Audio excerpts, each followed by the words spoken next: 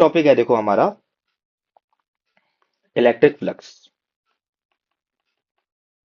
Electric flux जिसको हम दिखाते हैं फाई ई से। इलेक्ट्रिक फ्लक्स का मतलब क्या है? किसी एक सरफेस से पास होने वाली total number of electric field lines का जो नंबर होगा, एक्चुअल में एक नंबर है, इस नंबर को हम बोलते हैं इलेक्ट्रिक फ्लक्स। किसी एक सरफेस से पास होने वाली total number of electric field lines. जैसे एक एग्जांपल लेते हैं, अगर मैंने एक सरफेस रखी होती है, यहां पर इस पूरी सरफेस को नाम दोगे आप एस। ठीक है। अब मान लेते हैं यहां से कुछ ना कुछ इलेक्ट्रिक फील्ड लाइंस पास हो रही थी, कुछ इस तरीके से इलेक्ट्रिक फील्ड लाइंस पास हो रही है। तो देखो इस सरफेस से पास होने वाली इलेक्ट्रिक फील्ड लाइंस का नंबर कितना है?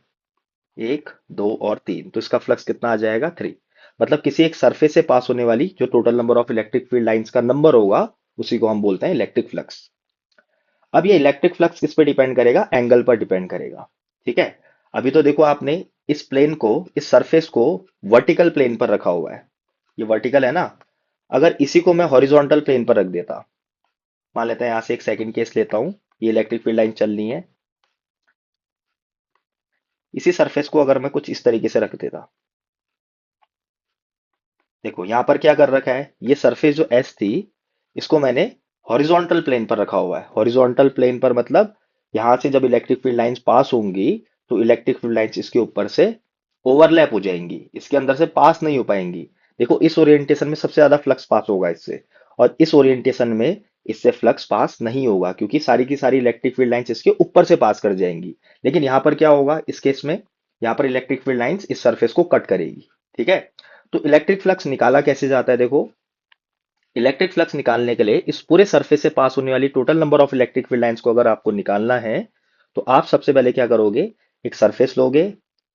अगर इस पूरे सरफेस का सरफेस एरिया है एस, या आप एरिया को ए भी मान सकते हो, एस ले लो या ए ले लो, बात एक ही होती है। तो अगर पूरी सरफेस से पास होने वाली फ्लक्स को अगर आपको निकालना है, तो हम सबसे पहले इसके एक छोटी सी एरिया से पास होने वाले फ्लक्स को निकालेंगे। अगर ये पूरा सरफेस एस है, तो इसका छोटा सा सरफेस कितना होगा? ये होगा आपका डीएस। ठीक है। अब क्या होगा देखो, इस डीएस से पास होने वाली इलेक्ट्रिक फ्लक्स को निकालना है आपको। तो कैसे निकालोगे? इलेक्ट्रिक फ्लक्स का फॉर्मूला होता है इंटीग्रेशन ई डॉट डीएस। ये आपको याद करना पड़ेगा। इलेक्ट्रिक फील्ड भी एक वेक्टर क्वांटिटी है, डीएस भी एक वेक्टर क्वांटिटी है। जहां पर ई वेक्टर इलेक्ट्रिक फील्ड की डायरेक्शन होगी, और डीएस वेक्टर क्या होगा? अभी बताया था मैंने, एस वेक्टर क्या था? एस क्या है? एरिया। एरिया को वेक्टर की तरह जब आपने ट्रीट किया था, तो आपने क्या किया था, एक डायरेक्शन दिखाई थी, और डायरेक्शन हमेशा उस सरफेस के साथ परपेंडिकुलर होनी चाहिए। तो अगर एस ये है, ये पूरी सरफेस एस है, तो उसका एस वेक्टर कहाँ चल रहा होगा? इधर की ओर चल रहा होगा एस वेक्टर। ठीक है, इस सरफेस के साथ परपेंडिकुलर चल रहा होगा। तो अगर ये डीएस सरफेस छोटी सी है, तो इस डीएस को भी वेक्टर की तरह ट्रीट करोगे ना, तो इसका डीएस वेक्टर कहाँ होगा? क्योंकि आप देख सकते हो कि फ्लक्स, इलेक्ट्रिक फ्लक्स निकालने के लिए आपको डीएस नहीं चाहिए, आपको डीएस वेक्टर चाहिए। तो अगर यहां पर डीएस है, तो डीएस वेक्टर भी इस सरफेस के साथ परपेंडिकुलर चलेगा, तो इसी डायरेक्शन में आपका डीएस वेक्टर भी चल रहा होगा। ठीक है। तो डीएस वेक्टर राइट की ओर है। बाकी फ्लक्स निकालने के लिए आप क्या करोगे, ई वेक्टर और डीएस वेक्टर के बीच का एंगल देखोगे, क्योंकि देखो दो वेक्टर्स के बीच क्या हो रहा है, डॉट प्रोडक्ट हो रहा है। तो अगर आप इसको ओपन करोगे, तो आप लिख सकते हो E D S cos theta, क्योंकि डॉट प्रोडक्ट हटता है तो थीटा आता है, जहां पर थीटा क्या होता है, ई वेक्टर और डीएस वेक्टर के बीच का एंगल। अब मान लेते हैं, बहुत सारे इसके अंदर आप केसेस ले सकते हो। इलेक्ट्रिक फील्ड अगर हमारा एक्स एक्सिस में चल रहा होता, ये हमारी इलेक्ट्रिक फील्ड की डायरेक्शन होती, यहां से कहीं इलेक्ट्रिक फील्ड चलता हुआ आ रहा होता, तो अगर ई वेक्टर राइट की ओर होता, तो डीएस वेक्टर भी कहाँ होता? राइट की ओर। ध्यान ये देना, ई वेक्टर और डीएस के बीच का एंगल कितना होगा? वो तो 90 होगा। देख सकते हो ना, यहां पर आपका डीएस है, और ई वेक्टर अगर इधर चल रहा है, तो ई वेक्टर और डीएस के बीच का एंगल तो 90 है। लेकिन डीएस वेक्टर कहाँ चल रहा है? डीएस वेक्टर ई वेक्टर के साथ चल रहा है। तो अब ई वेक्टर और डीएस वेक्टर के बीच का एंगल कितना हो जाएगा? 0 डिग्री। लेकिन ई वेक्टर और डीएस के बीच का एंगल कितना होगा? 90। बट लेना क्या है? ई वेक्टर और डीएस वेक्टर के बीच का एंगल। ठीक है। बाकी फर्दर अगर आप इसको सॉल्व करोगे, तो थीटा की वैल्यू आप कितनी रख सकते हो? जैसे इस पर्टिकुलर केस में आपका थीटा कितना हो जाएगा? 0। आंसर आ जाएगा ई इंटीग्रेशन डीएस। और डीएस को इंटीग्रेट करते रहोगे, तो आपका क्या आ जाएगा? पूरा का पूरा सरफेस एस आ जाएगा। ठीक है। तो ई इंटू एस। तो इलेक्ट्रिक फ्लक्स का फॉर्मूला आप दो तरीके से बोल सकते हो। अगर सरफेस बहुत छोटी है, अगर आप छोटी सी एलिमेंट्री सरफेस डीएस के लिए फ्लक्स निकालना चाहोगे, तो फ्लक्स का फॉर्मूला बनेगा इंटीग्रेशन ई डॉट डीएस।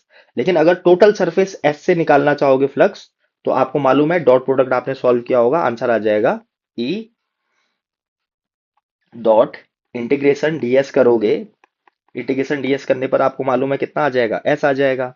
तो या तो आप फॉर्मूला फ्लक्स का ये भी यूज कर सकते हो, या फ्लक्स का फॉर्मूला ई डॉट एस भी यूज कर सकते हो। जहां पर ई डॉट एस को ओपन करोगे तो ई एस कॉस थीटा आ जाएगा। ठीक है, टोटल सरफेस, क्योंकि इंटीग्रेशन डीएस लास्ट में ऐसे ही आने वाला है ना, तो आप कोई भी फॉर्मूला यूज कर लो। अब जैसे एक एग्जांपल लेते हैं।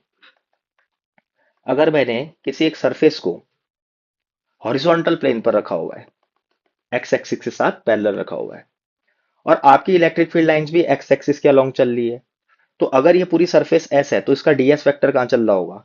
छोटी सी सरफेस डीएस होगी, डीएस वेक्टर इस सरफेस के साथ परपेंडिकुलर चल रहा होगा। अब ये प्लेन जो आपने रखा हुआ है, ये एक्स एक्सिस के पैरेलल रखा है, तो इसका जो डीएस वेक्टर होगा वाई एक्सिस में चल रहा होगा। तो डीएस वेक्टर तो ऊपर चल रहा होगा, तो एंगल कितना बनेगा प्लेन के साथ? 90 डिग्री बनेगा।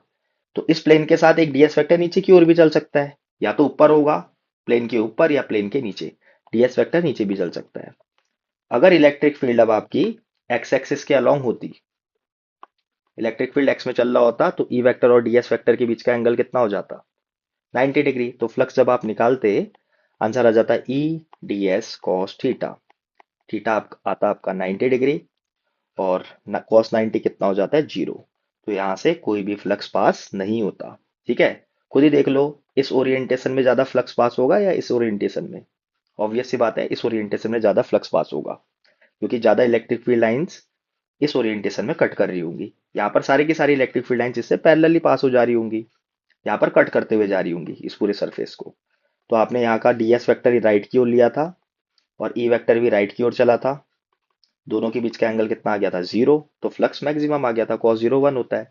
बट इस केस में इलेक्ट्रिक फील्ड राइट की ओर चल रहा है, डीएस वेक्टर ऊपर या नीचे की ओर चल रहा है। तो एंगल जब 90 आ गया तो फ्लक्स कितना आ गया? जीरो। बस इतना ध्यान देना, थीटा क्या है? ई वेक्टर और डीएस वेक्टर के बीच का एंगल है। इसको बोलते हैं हम इलेक्ट्रिक फ्लक्स। ठीक है।